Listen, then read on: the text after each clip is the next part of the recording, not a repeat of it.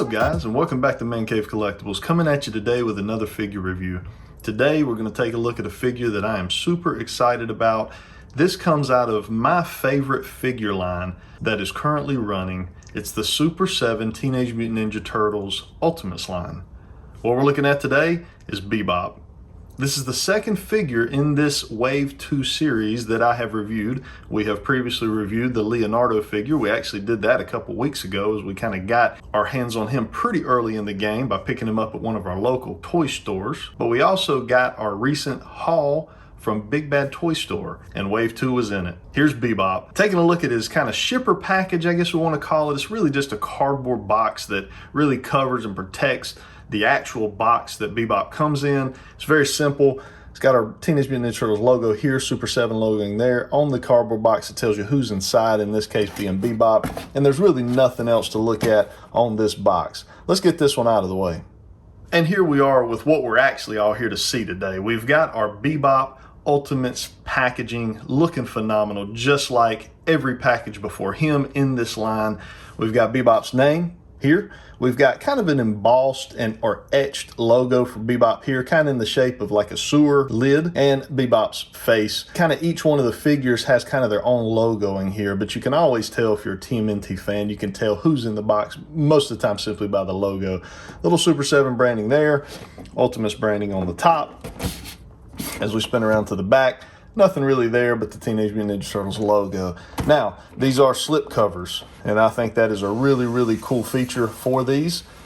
So you just slip that cover off, revealing the contents of the packaging. Look at this. This guy is huge. I can go ahead and tell you guys that. We're going to do size comparisons later on in the video. But man, if you're an inbox collector, it's almost like Super 7 had you in mind when they made this line. Phenomenal window packaging here. We can pretty much see everything that he comes with, but just the way that it presents the figure itself in this box, I think is just kind of head above heels what most figure lines do for us. And again, you're paying a little bit of a premium here. These guys go for about 45 bucks, but just really in the presentation, I think you're getting close to that. The size of these figures, the presentation, the window packaging, the boxes. Continuing on around on these boxes. On the back of this, we're going to get a little bit of a write-up here on Bebop. I'll bring that in. You can pause that if you'd like to read through that. But as we've kind of seen with all the other figures, we kind of have that almost like the brick wall of a sewer or a train station type of look. Very cool. Let's go ahead and crack this guy out of his packaging and see what we got. All right, guys, we got Bebop out of his packaging and onto our view table, and looking phenomenal. Again, I can't get over how big this guy is, just how bulky and heavy this figure is. I could feel it in package, but once I actually pulled him out and I was able to get him in my hands, it's just a whole nother level of weight and size to this guy. As always, let's jump straight into the accessories. So we can see that we do have a head on him. This head has kind of a pinker looking color to it, and I know a lot of guys had an issue with that, but if we actually go back to the source material, which is the original action figure that Bebop received back in the 1980s, we can see that this was how he looked. Now, it does look a little odd in today's action figure world, but Super 7 heard the folks out that didn't really like that, even though it is a little more accurate to the toy, and they went ahead and gave us a second head sculpt, and this head sculpt is the same as that one. It just doesn't have that pink hue to it, or that pink tint. It looks good. For me personally, I'm gonna kind of stick with kind of the intention of this figure line is to kind of look like the original toy, so I'm gonna probably roll with kind of the pinker looking face. He's a warthog, and that kind of makes sense to me. But this one looks really, really good if you just kind of want that more brown face. It looks good. Again, it's the same face sculpt in every way as the one that he comes on out of package, but just doesn't have that pink look to it. Next up, we got his weapons. So we kind of have that classic drill looking gun. I always thought as a kid it was more of a drill than a gun, but we've got that. It's got a little paint there on the end in silver, and the handle is black. Looks good. Then we also have his knife, which looks really nice. Really no paint on this per se, except maybe for the black handle here. Would have been nice if this would have been painted in a chrome color, but it's just kind of a metallic blue paint. And then the last piece, we've got his shield, which is basically a trash can lid. So that looks good as well. It would have been nice if these would have had a little paint on them, being that, you know, with the Ultimate Editions, they kind of did, you know, a little extra over kind of what we got with those weapon trees back in with the original toys. But they did put a little bit of silver paint here on the screw bits. Now, we also got two pair of fist hands, or one pair of fist hands, two fist hands there, so you can see those are not able to hold anything out of package. He does come with the hands that you would use for holding his weapons. And then last but not least, as we've seen with the Super 7 line, he does receive his weapons tree. It is the same three weapons that we've already looked at. They just have no paint whatsoever on them, you know, just very reminiscent of the original weapons trees that we received in the 80s toy line from Playmates. All right, let's jump right on into the figure here. Let's take a look at what we got kind of up close here. So as we can see with that head, you can see it's kind of got more of a pink shading to it. And I will go ahead and just bring in kind of the alternate head so you can see those side by side. You know, a lot of folks did have an issue with this pink. I know when that first come out, you know, reading on forums and Twitter, different places like that, people just had a really big issue with that. And I, you know, for me personally, it's all personal preference in the world of collecting. I just never had a big issue with it. I like the fact that it was more accurate, you know, but to each his own. And I'm glad Super 7 kind of went out of their way to make that right in a sense and give collectors a second option for that head. Moving on down, jacket is a soft plastic here. You can see it's not molded onto the body. The detailing on it just looks amazing. I mean, look at the zippers there. Got a little bit of red coming over into my zipper there. So a little bit of QC there, but not too bad. Got the shells here. That's a soft plastic as well, so it's going to move some to allow for that articulation to work. Coming on down, we got his wrist gauntlets, or you know, whatever you want to call them there. Same here with the chains on this side. Got that kind of iconic chain belt there around his pants. Got stitching here, you know, like his pants have just been stitched together. That looks really, really nice. The paintwork and details done very, very good on that. Not real sure. I don't know if that's what that logo's for. If you know, drop that in the comments there below.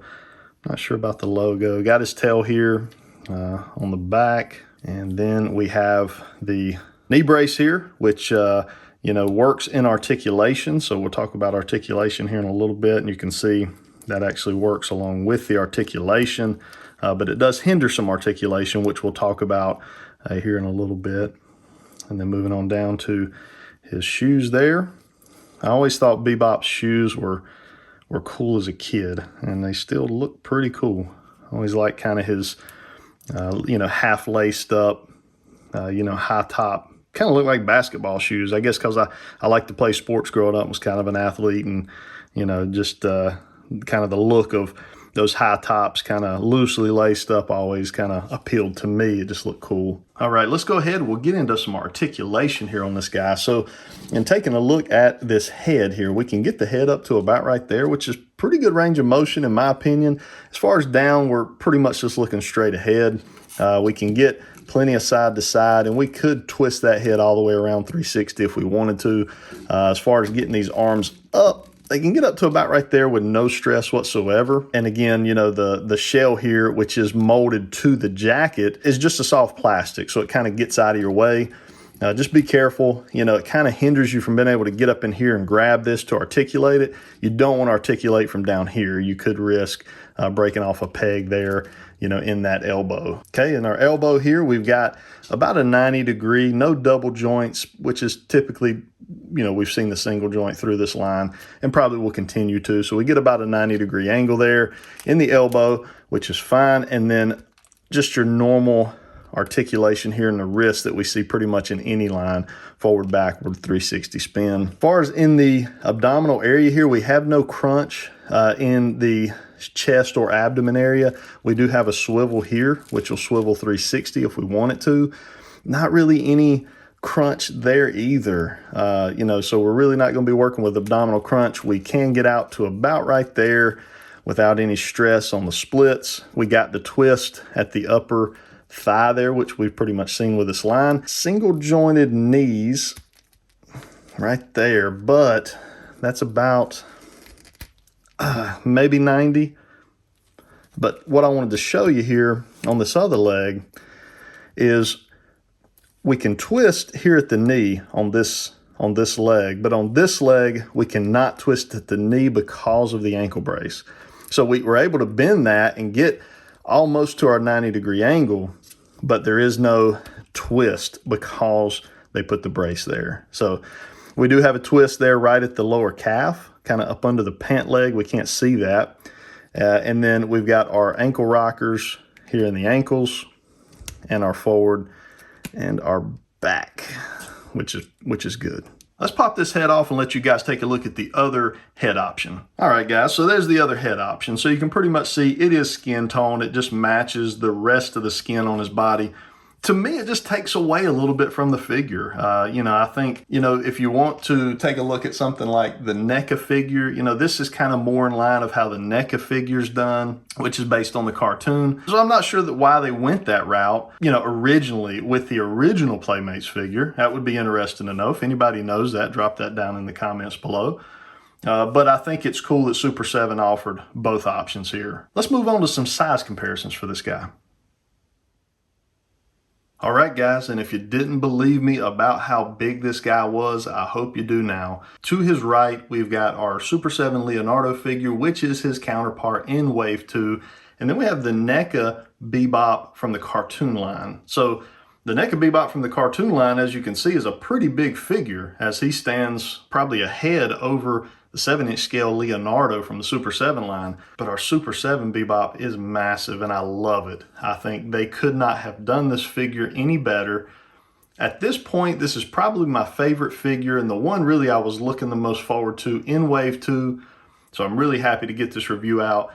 Drop in the comments what you guys think of this figure. Have you guys received your order for Wave 2 yet? I know Big Bad Toy Store was a little behind on shipping, as I've seen a lot of guys had already received their Wave 2. But I've also seen on Instagram and Twitter here lately where a lot of folks have been receiving their orders from Big Bad Toy Store. So I know we're all excited to get these in hand. If you're an inbox collector, I'm glad I'm able to do this review for you so that you can see kind of what this guy looks like out of package. If you've already got him out of package, let me know in the comments what you think of him. Hit that like. It helps get this video out there for other people to be able to see. If you're not a subscriber, consider subscribing to the channel. We'd love to have you as part of the ManCave Collectibles team. Hope you guys have a good rest of your weekend. Until next time.